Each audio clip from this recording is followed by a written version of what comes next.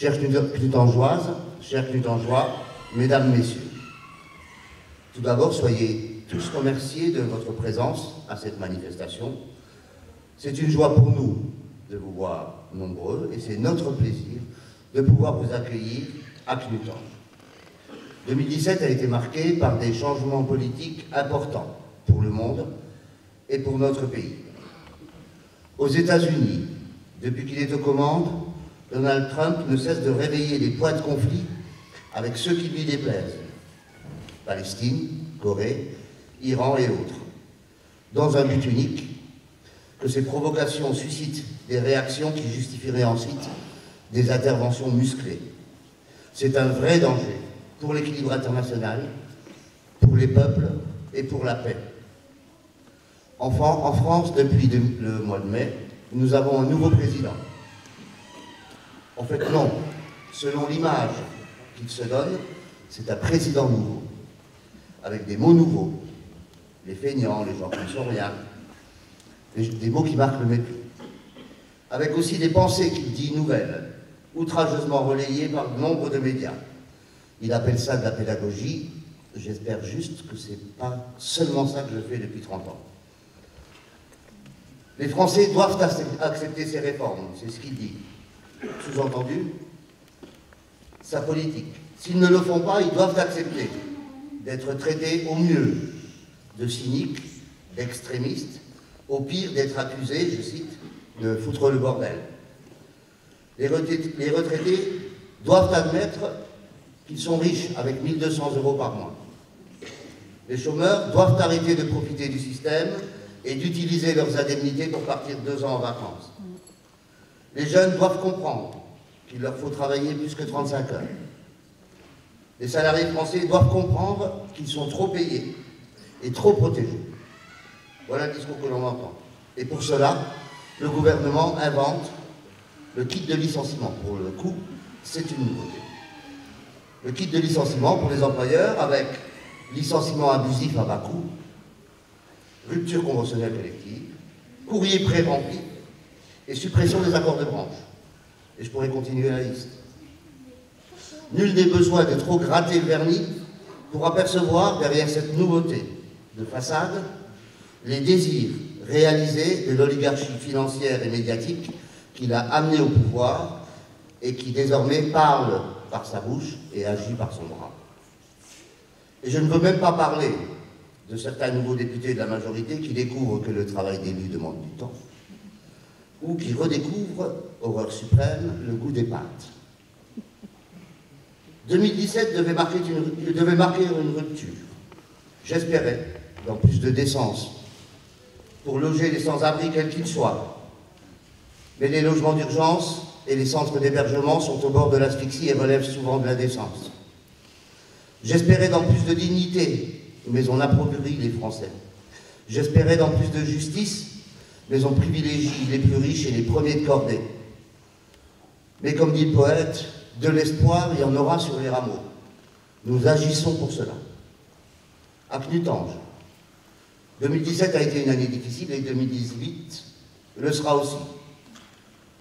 Vous le savez, je l'ai dit à plusieurs reprises, l'équipe municipale fait des efforts inédits à Clutange pour diminuer les dépenses, dans le but de libérer des fonds propres pour nos investissements et nos services notamment.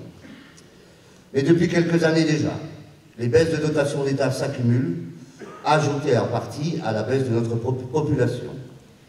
Ainsi, par rapport au budget 2008, nous avons 300 000 € de moins de dotation d'État simplement sur le budget 2017, un budget de 2,5 millions d'euros. Chaque année, on navigue à vue, car on ne sait pas quel tour de vis va encore nous impacter. En 9 ans, c'est 1,2 million qui nous ont été enlevés, 1,2 million qui auraient été utilisés pour améliorer les services ou pour des investissements. Les Clutangeois ne l'ont pas remarqué, car nous n'avons pas voulu faire peser sur eux le poids de ces baisses. Ils ont assez de charges à supporter par ailleurs, mais l'exercice a des limites, et je ne peux assurer que nous n'aurons pas à augmenter les taxes. En plus, comme l'a dit Hervé, le gouvernement supprime les contrats aidés. Clutange, c'est 11 contrats aidés, 220 heures de service par semaine pour les Clutangeois. 11 emplois supprimés avec ce que ça implique pour les familles. Et je pense à eux et à elles. Plus de CAE, des dotations en baisse, des subventions qui se raréfient, et maintenant la suppression de la taxe d'habitation, illusion qui cache des dépenses qui augmenteront par ailleurs. J'ai écrit au préfet pour attirer son attention sur notre situation. À l'heure actuelle, dit-il, il n'a pas les moyens d'agir dans notre sens. Malgré la difficulté, nous continuons de faire bouger les lignes, de faire bouger les choses. Nous avons démoli des maisons, démoli et reconstruit des bâtiments, construit une extension de quartier pour améliorer l'offre de logement. Dans cet ordre d'idées, dès l'an prochain, dès cette année, pardon, l'extension du quartier Sainte-Barbe devrait commencer avec des terrains libres de construction qui permettront à des familles knutangeoises et à des familles extérieures de s'installer durablement dans notre ville. Pour l'équipe municipale, le but de cette opération est multiple. D'abord, cela fait bien longtemps, 30 ans, aucun projet de ce genre n'a été mené. Il permettra de renforcer notre population. Il permettra à des jeunes familles de rester à Knutange et pas d'aller toujours à Fanec. Ce seront des clients en plus pour nos commerces. Ce seront des enfants en plus pour les écoles et le centre socioculturel. Ce seront des membres potentiels en plus pour nos associations. C'est aussi une attractivité supplémentaire pour notre ville. Et puisque je parle d'attractivité, je veux évoquer les travaux qui seront entrepris cette année par la communauté d'agglomération du Val-de-Fensch dans notre ville. Qu'on le veuille ou non, la requalification complète des 2 places devant la mairie a apporté un certain cachet à notre cœur de ville, tant pour les habitations aux alentours que pour les clients des commerces. Nous achèverons de payer notre part en 2018, et cette année, l'opération sera poursuivie de la mairie jusqu'au chemin de l'Ombrange, à hauteur du restaurant La Cigogne. C'est un engagement que nous avions pris de traiter cette partie de notre ville, et on ne dira plus, comme je l'ai entendu depuis que je suis élu, qu'au-delà du viaduc, les Knutangeois sont oubliés. La requalification de cette portion sera prise entièrement en charge par la communauté d'agglomération. La chaussée sera rétrécie, les traversées sécurisées, les réseaux enfouis et les descentes d'eau pluviale reprises. Ça représente du travail, et je vois que Hervé François, qui est là-bas au fond, est prêt pour cela. L'éclairage sera du même type que devant la mairie et apportera encore plus de sécurité, tant pour les automobilistes que pour les piétons. C'est une étape dans la redynamisation de ce quartier. Nous espérons que les rénovations de façade se multiplieront ensuite pour mettre en valeur les bâtisses, car il y en a de belles. Un rappel à ce propos, la communauté d'agglomération apporte une aide de 30% aux particuliers pour l'isolation et rénovation des façades. Donc, profitez-en. Et puis, enfin, après avoir bataillé depuis 2010, une crèche, une micro-crèche, ouvrira à Knutange en 2018. Une micro-crèche de 10 places qui pourra éventuellement s'agrandir si besoin est. Une crèche qui sera bâtie, elle aussi, par la communauté d'agglomération, dans le parc municipal, sur un terrain situé près du Crédit Mutuel. Il reste encore à finaliser l'accès à cet équipement attendu depuis longtemps par les jeunes familles knutangeoises. Une traversée requalifiée, des terrains constructibles et une crèche, en plus d'un périscolaire pléthorique, voilà des atouts supplémentaires pour garder nos habitants, surtout les jeunes couples, et pourquoi pas en attirer d'autres. Cette crèche, écoutez bien, ce sera le premier équipement nouveau construit à Knutange depuis 30 ans. Le dernier étant cette salle dans laquelle nous nous trouvons aujourd'hui. Puisque je parle de la communauté d'agglomération, je voudrais revenir sur la crue de la Fensch qui nous touche depuis le début de la semaine dernière. Hervé a rappelé des choses essentielles. Depuis cette crue, la communauté a été sur le terrain, présente par ses équipes de techniciens, par Alifal et ou moi-même, par les entreprises mandatées pour la surveillance et le nettoyage de certains ouvrages, par la recherche d'une action concertée avec British Steel à Nilvange, avec ThyssenKrupp à Fanec par exemple. Présente pour agir sur les cours d'eau, autant que possible, mais aussi pour comprendre et analyser ce qui se passe afin d'en tirer les enseignements, et c'est bien là le rôle aussi de la communauté d'agglomération. Mais cet épisode critique montre aussi qu'il faut persévérer dans les travaux sur l'ensemble des cours d'eau de notre territoire. Des cours d'eau de notre territoire, pardon, pour la sécurisation des biens et des personnes. Les portions enterrées de la Fensch posent problème. On le sait, ça a été analysé et défini. Un programme de travaux, un plan d'action de prévention des inondations, un PAPI, de 13 millions d'euros a été défini pour améliorer la situation. Et nous sommes prêts à l'engager. Il s'agit d'agir en amont du viaduc, sur le carrefour de la Poste, à l'intérieur de British Steel et sur le site de la Platinerie. Car lorsque l'on traite une rivière, on ne peut agir qu'à un seul endroit. On ne peut agir qu'à un seul endroit au risque de reporter le problème plus bas ou plus haut. Il semblerait que sur ce site de la Platinerie, à la place uniquement d'un parking, Hayange soit maintenant d'accord pour la création d'un parc paysager qui servirait de bassin en cas de crue. Cela lèverait un obstacle politique important, mais il nous faut encore travailler sur certains freins administratifs. Il me semblait important de faire ce point pour informer la population, mais aussi pour freiner un petit peu les humeurs et les rumeurs que j'entends ici ou là. Autre question importante, celle de la santé. C'est une question difficile et je ne suis pas du genre à éluder les questions, surtout lorsqu'elles concernent le bien commun.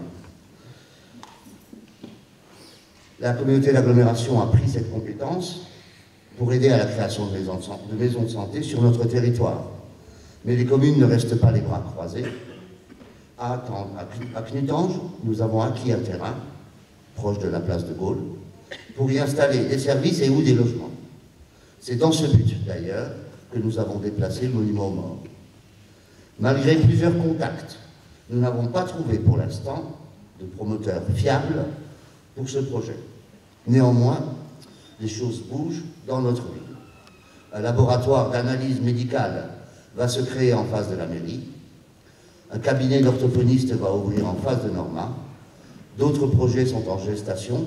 D'autres professions médicales ou paramédicales ont manifesté leur intérêt pour s'installer à Knutange. Même si à l'heure actuelle tout n'est pas défini, ni définitif, ce sont des signes encourageants pour l'avenir.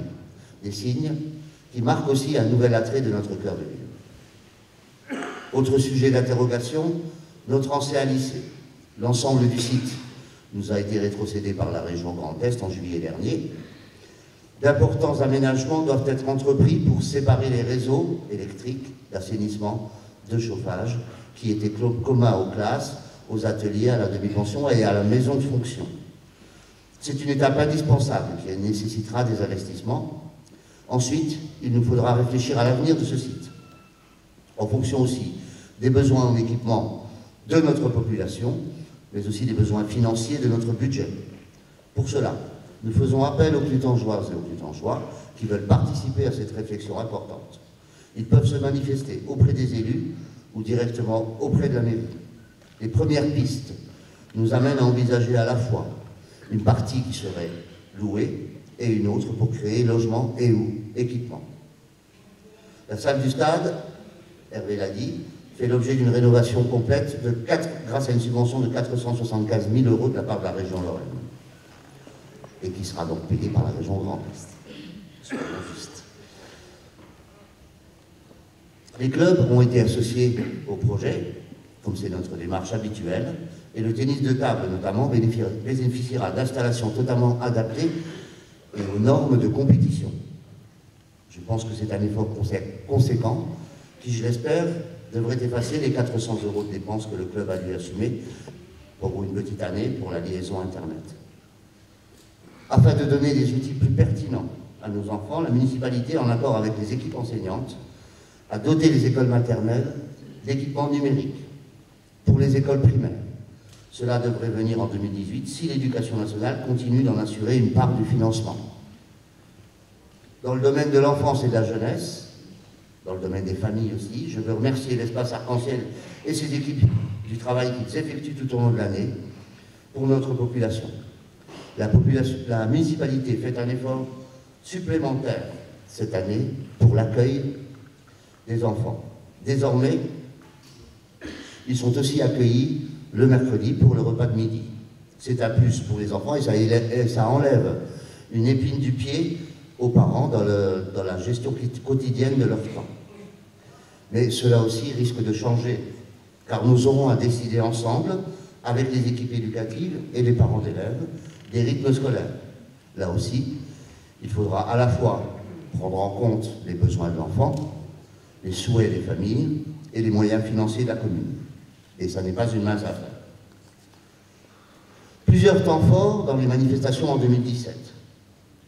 L'exposition Le FN au bout du crayon, le salon du bien-être, qui a rencontré son public et suscité la curiosité, qui sera reconduit en 2018, Cité en scène, et merci à Roland Marcola et à sa troupe, avec le désormais célèbre Incroyable Knut, pour nous avoir emmenés sur les traces de l'histoire de notre ville avec talent et humour, ce qui ne gâche rien. Merci à la communauté d'agglomération d'avoir financé ce projet, dans toutes les villes de la vallée d'ailleurs. Deuxième événement, le Festival du film italien qui descend pour la première fois dans la vallée. Ce festival sur 2 jours a rencontré un vif succès et suscité une demande pour l'avenir. Merci aux élus et à l'équipe de l'association Vivacité pour leur investissement. Nous espérons bien pouvoir poursuivre ce projet en 2018, toujours avec le soutien de la communauté d'agglomération, nous le souhaitons. Pour les Clutangeois, Saint-Nicolas, Carnaval, ces manifestations ne peuvent trouver leur réussite que grâce à la participation active de l'ensemble des associations clutangeoises. Et nous serons attentifs pour qu'elles participent à ces temps forts de la vie communale. Du théâtre, une fête de la poésie sont venus également étoffer notre programme culturel. Le foyer des anciens rencontre un succès inédit lui aussi avec une participation régulière de plus de 45 personnes qui trouvent satisfaction dans la qualité des repas faits maison, dans l'accueil et l'animation qui leur sont proposés. Un merci tout particulier à Gaston Culinis. Merci pour son aide précieuse et sa disponibilité pour le transport des personnes âgées qui sans lui resteraient isolées. Tout ce travail qui est fait, tant pour l'urbanisme dans les services, pour les services, les commerces, les familles, les jeunes, les enfants et les personnes âgées, tout ce travail témoigne de l'implication de vos élus pour faire avancer les choses à Clutange, pour notre ville et notre population, pour vous. C'est le résultat d'une équipe qui s'engage et qui tient ses engagements, contrairement aux rumeurs que certains voudraient faire courir. Action, volonté, énergie, c'est la devise de notre équipe.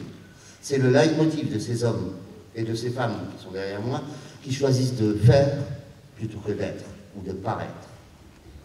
Merci à eux tous, non seulement pour le travail accompli pour notre ville et les Clutangeois, mais aussi pour l'esprit dans lequel ils le font.